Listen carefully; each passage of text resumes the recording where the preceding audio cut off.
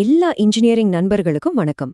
நீங்க எப்பவாச்சும் ஏர்போர்ட் ரன்வேய பார்த்து அதுல இருக்கிற அந்த நம்பர்ஸ் கோடுகள்லாம் எதுக்குன்னு யோசிச்சிருக்கீங்களா? இன்னைக்கு நாம இந்த இன்ட்ரெஸ்டிங்கான இன்ஜினியரிங் சிஸ்டமோட ரகசியங்களை தான் தெரிஞ்சுக்க போறோம். முக்கியமா உங்களோட காம்படிட்டிவ் எக்ஸாம்ஸ்க்கு இது ரொம்ப ரொம்ப முக்கியமான டாபிக். சோ கவனமா கேளுங்க. ஆமா, இந்த ரன்வேல 09, 27 நம்பர்ஸ்லாம் பார்த்திருப்பீங்களே, அதோட அர்த்தம் என்ன? அது சும்மா டிசைன்காக இல்ல, அதுக்கு பின்னாடி ஒரு பெரிய, ரொம்ப துல்லியமான இன்ஜினியரிங் சிஸ்டமே இருக்கு. அதத்தான் நம்ம இப்போ டீகோட் பண்ண போறோம். சரி, இன்னைக்கு நம்மளோட அஜெண்டா இதுதான். நாம பேசிக் ஃப்ளைட் பிரின்சிபிள்ஸ்ல ஆரம்பிச்சு ஸ்டெப் பை ஸ்டெப்பா ரன்வே டிசைன், அதுக்கு எப்படி நம்பர் கொடுக்கறாங்க, அப்புறம் தரையில இருக்கிற முக்கியமான மார்க்கிங்ஸ் வரைக்கும் பார்க்க போறோம். ஒன்னுக்கொன்னு கனெக்டட். சோ கடைசியில உங்களுக்கு ஒரு கிளியரான ஐடியா கிடைச்சிடும். ஓகே, நம்ம முதல் டாபிக் உள்ள போலாம். ஒரு ரன்வேயை டிசைன் பண்றதுக்கு முன்னாடி ஏர்கிராஃப்ட் பறக்கிற மீடியம், அதாவது காற்றை பத்தி நாம முதல்ல புரிஞ்சுக்கணும். ஏன்னா இந்த காத்தோட கேரக்டர் தான் எல்லாத்தையும் முடிவு பண்ணுது. இதுல ரொம்ப முக்கியமான கான்செப்ட் ஏர் டென்சிட்டி, அதாவது காற்றின் அடர்த்தி. இது சிம்பிளா சொல்லணும்னா நீங்க தண்ணியில நீந்துற மாதிரி தான். தண்ணி அடர்த்தியா இருந்தா நீங்க ஈஸியா மிதப்பீங்க இல்லையா? அதே மாதிரி தான் காற்று அடர்த்தியா இருந்தா ஏர்கிராஃப்டோட விங்ஸ்க்கு நல்ல லிஃப்ட் கிடைக்கும். அதனால இந்த ஏர் டென்சிட்டி தான் ஒரு ஏர்கிராஃப்டோட பெர்ஃபார்மன்ஸையும் ரன்வேயோட நீளம் எவ்வளவு இருக்கணுங்கிறதையும் முடிவு பண்ற முக்கியமான ஃபேக்டர். இப்போ இந்த டேபிள பாருங்க. நீங்க மேல போக போக, அதாவது ஆல்டிடியூட் அதிகமாக ஆக, பிரஷர், டெம்பரேச்சர், ஏர் டென்சிட்டி இது மூணுமே குறையுது. அப்படின்னா என்ன அர்த்தம்? ஒரு ஃப்ளைட் உயரமா பறக்கும்போது காத்து ரொம்ப லேஸ் ஆயிடும். அப்படி லேசான காத்துல லிஃப்ட உருவாக்குறது கஷ்டம். அதனால ஏர்கிராஃப்ட்க்கு இன்னும் நீளமான ரன்வே தேவைப்படும்.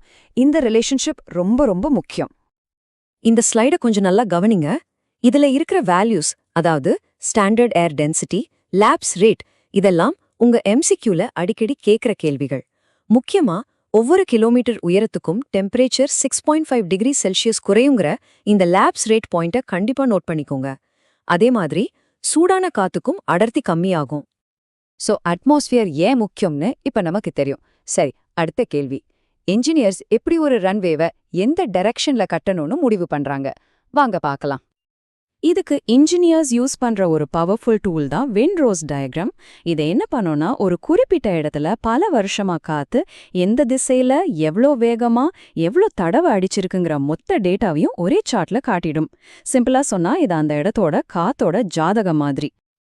எக்ஸாம் பாயிண்ட் ஆஃப் வியூல இந்த ரெண்டு டைப்க்கும் உள்ள வித்தியாசத்தை ஞாபகம் வச்சுக்கோங்க. டைப் 2 தான் நமக்கு ரொம்ப முக்கியம்.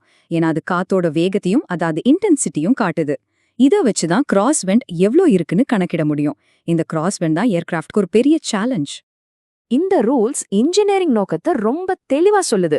நம்ம கோல் என்னன்னா, வருஷத்துல பெரும்பாலான நாள் காத்து எந்த பக்கம் அடிக்குதோ அதே டைரக்ஷன்ல ரன்வேயை அமைக்கணும். இதனால என்ன ஆகும்? டேக் ஆஃப், லேண்டிங் அப்போ ஏர்கிராஃப்டுக்கு ஹெட்வெண்ட், அதாவது எதிர்காத்து கிடைக்கும். இது லிஃப்ட் அதிகப்படுத்தி சேஃப்டியை இம்ப்ரூவ் பண்ணும். நம்ம டார்கெட் குறைஞ்சது 95% நேரத்துக்கு ஆபரேஷன்ஸ் சேஃபா இருக்கணுங்கிறது தான். சரி, இப்போ நம்ம டாபிக்கோட முக்கியமான பகுதிக்கு வந்திருக்கோம். இந்த டைரக்ஷனை எப்படி ஒரு பைலட் யூஸ் பண்ற நம்பரா மாத்துறாங்கன்னு பார்க்கலாம். ஒரே ரன்வே நம்பரை கண்டுபிடிக்கிறதுக்கு இந்த மூணே சிம்பிள் ஸ்டெப்ஸ் தான். இதை நல்ல ஞாபகம் வச்சுக்கோங்க. ஸ்டெப் 1, மேக்னெட்டிக் நார்த்ல இருந்து ரன்வேயோட டைரக்ஷன் என்னன்னு டிகிரியில கண்டுபிடிக்கணும். இதுக்கு பேரு மேக்னெட்டிக் அசிமுத். ஸ்டெப் 2, அந்த டிகிரி வேல்யூவை 10ஆல டிவைட் பண்ணணும். ஸ்டெப் 3, வர்ற ஆன்சரை பக்கத்துல இருக்கிற முழு எண்ணுக்கு ரவுண்ட் ஆஃப் பண்ணணும். அவ்வளவுதான். வாங்க ஒரு உதாரணம் பார்க்கலாம். இங்க பாருங்க, ஒரு ரன்வேயோட மேக்னெட்டிக் அசிமுத் 273 டிகிரின்னு வச்சுக்கலாம். அதை 10ஆல டிவைட் பண்ணா நமக்கு 27.3 கிடைக்கும். இதை ரவுண்ட் பண்ண என்ன வரும்? 27. அவ்வளோதான். அந்த ரன்வேயோட பேரு ரன்வே 27. பாத்தீங்களா, எவ்வளோ எளிமையான ஆனா பவர்ஃபுல்லான சிஸ்டம் இது. இங்க ஒரு இன்ட்ரெஸ்டிங்கான விஷயம் இருக்கு. ஒரே ரன்வேக்கு 2 நம்பர் இருக்கும். ஏன்னா 2 பக்கமும் யூஸ் பண்ணலாம் இல்லையா? இந்த 2 டிரெக்ஷன்ஸ்க்கும் நடுவுல எப்பவுமே 180 டிகிரி வித்தியாசம் இருக்கும். அப்படின்னா அந்த 2 நம்பர்ஸ்க்கும் நடுவுல வித்தியாசம் எப்பவும் 18ஆ இருக்கும். உதாரணத்துக்கு, ஒரு பக்கம் ரன்வே 09னா அதோட ஆப்போசிட் எண்ட் என்னவா இருக்கும்? சிம்பிள், 09 கூட 18 கூட்டுங்க, 27. சோ அது ரன்வே 27. சரி, ஆனா சென்னை, டெல்லி மாதிரி பெரிய ஏர்போர்ட்ல ஒரே டைரக்ஷன்ல 2-3 ரன்வே, அதாவது பேரலல் ரன்வேல் இருக்குமே, அப்போ என்ன பண்றது? பைலட் வானத்திலேந்து பாக்கும்போது எந்த ரன்வேல லேண்ட் ஆகணும்னு கரெக்டா தெரியணும் இல்லையா? அதுக்கு இந்த சிஸ்டம்ல ஒரு வழி இருக்கு. அதுக்கு தீர்வு ரொம்ப சிம்பிள். ரன்வே நம்பருக்கு பக்கத்துல எல், சி, ஆர்னு லெட்டர் சேர்த்துப்பாங்க.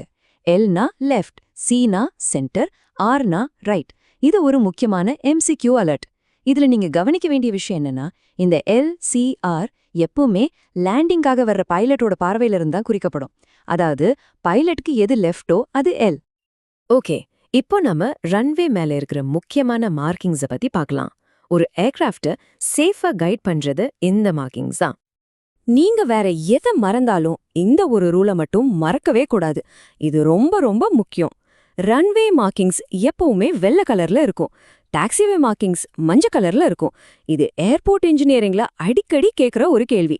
ஒயிட்னா ரன்வே, எல்லோனா டாக்ஸிவே. மனசுல பதிய வச்சுக்கோங்க. முதல்ல த்ரெஷ்ஹோல்ட். இதுதான் லேண்டிங் பண்றதுக்கான ரன்வேயோட ஸ்டார்டிங் பாயிண்ட். ஒரு பியானோ கீஸ் மாதிரி நீல நீளமான வெள்ளை கோடுகள் இருக்கும். இந்த கோடுகள் பைலட்க்கு இங்க இருந்து நீங்க சேஃபா லேண்ட் பண்ணலாம்னு சொல்லுது. இதுல ஒரு சுவாரஸ்யமான விஷயம், அந்த கோடுகளோட எண்ணிக்கையை வச்சு ரன்வேயோட அகலத்தை கூட சொல்லிடலாம்.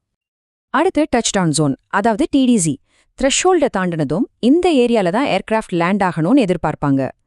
இது மையக்கோட்டுக்கு 2 பக்கமும் 1, 2 அல்லது 3 வெள்ளை பார்ஸ் மாதிரி மார்க் பண்ணியிருப்பாங்க. இது ஸ்மூத்தா லேண்ட் ஆகுறதுக்கான ஒரு விஷுவல் கைடு. அடுத்து எய்மிங் பாயிண்ட். பேர்லயே இருக்கு, இதுதான் பைலட் லேண்ட் பண்ணும்போது குறி வைக்கிற டார்கெட்.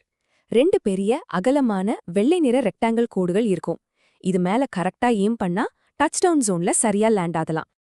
கடைசியா ஏர்கிராஃப்ட் எப்படி ரன்வேக்கு போயிட்டு வருது, அப்புறம் நைட்லயோ இல்ல பார்வை சரியில்லாத அப்போவோ அதுக்கு வழிகாட்டுற லைட்டிங் சிஸ்டம்ஸ் பத்தி பார்க்கலாம். டாக்ஸிவேங்கிறது ஏர்போர்ட்டோட ரோட் நெட்வொர்க் மாதிரி.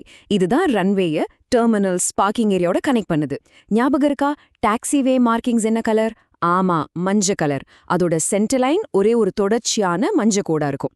இதை வச்சுதான் வெள்ளை ரன்வே மார்க்கிங்ஸ்லேருந்து இதை நாம ஈஸியா அடையாளம் கண்டுபிடிக்க முடியும். அதே மாதிரி லைட்டிங்கும் ஒரு சிம்பிளான கலர் கூட ஃபாலோ பண்ணுது. ரன்வேயை நோக்கி வர்ற ஏர்கிராஃப்ட்க்கு ஆரம்பத்தை காட்டுற த்ரெஷ்ஹோல்ட் லைட்ஸ் பச்சை கலர்ல தெரியும். அதே மாதிரி ரன்வேயோட முடிவை காட்டுற எண்ட் லைட்ஸ் சிவப்பு கலர்ல தெரியும். பச்சைனா ஸ்டார்ட் பண்ணு, சிவப்புனா ஸ்டாப், இதுக்கு மேல போகாது. ரொம்ப சிம்பிள். அப்போ இன்னைக்கு நாம பார்த்ததிலிருந்து என்ன தெரியுது? ஒரு சாதாரண ரன்வேங்கிறது சும்மா ஒரு ரோடு இல்ல. அதுக்குள்ள பிசிக்ஸ், டேட்டா அனாலிசிஸ், சிம்பிளான விஷுவல் லாங்குவேஜ்னு பல விஷயங்கள் அடங்கியிருக்கு. ஒவ்வொரு நம்பர், ஒவ்வொரு கோடு, ஒவ்வொரு லைட்டுக்கு பின்னாலேயும் ஒரு காரணம் இருக்கு. அதுதான் சேஃப்டி. இந்த மாதிரி இன்ஜினியரிங் சிஸ்டம்ஸ் நம்மள சுத்தி எல்லா இடத்துலயும் இருக்கு. ஆனா நம்ம கண்ணுக்கு தெரியாம மறைஞ்சிருக்கு. இனிமே அதை தேடி பாருங்க. சரி, நல்லா படிங்க. All the best.